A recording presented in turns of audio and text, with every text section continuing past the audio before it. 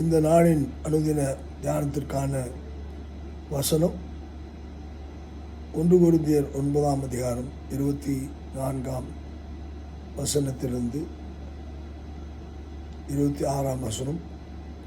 26ஆம் வசனம் இப்படியாக சொல்கிறது: நான் நிச்சயமில்லாதவனாக ஓடேன், ஆகாயத்தை அடிக்கிறவனாக சிலம்பம் பண்ணேன். Run your life with a purpose. அதுதான் இதற்கு கொடுக்கும்படியான தலைப்பு, ரன் வித் அ பர்பஸ்.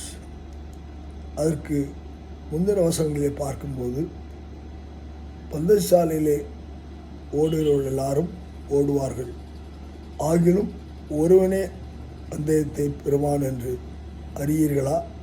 நீங்கள் பெற்றுக்கொள்ளத்தக்கதாக ஓடுங்கள். பந்தயத்துக்கு போராடுகிற யாவரும் எல்லாவற்றிலும் இச்சையடக்கமாக இருப்பார்கள். அவர்கள் அழிவுள்ள கிரீடத்தை பெறும்படிக்கு அப்படி செய்கிறார்கள், நாமோ அழிவில்லாத கிரீடத்தை பெறும்படி அப்படி செய்கிறோம். இங்கே அந்த வாழ்க்கையின் நோக்கத்தை குறித்து இந்த ஓட்டம் நமக்கு எதற்காக இந்த வாழ்க்கையில் ஓடுகிறோம் என்பதை குறித்து பவுல் கொரிந்து சபைக்கு எழுதுகிறார். அங்கே அநேக காரியங்களை நாம் தாண்டி வர வேண்டியதாக இருக்கிறது. முதலாவது, அந்த பந்தயத்தை அநேகர் உலகத்திலே நாம் ஓடிக்கொண்டிருந்தால், அந்த பந்தயத்திலே ஒரு சிலர் தான் அந்த காரியத்தை அவர்கள் நிச்சயத்தோடு பெற்றுக்கொள்ளத்தக்கதாக ஓடுகிறார்கள். அதற்குரிய சட்ட திட்டங்களுக்கு உட்பட்டு ஓடுகிறார்கள்.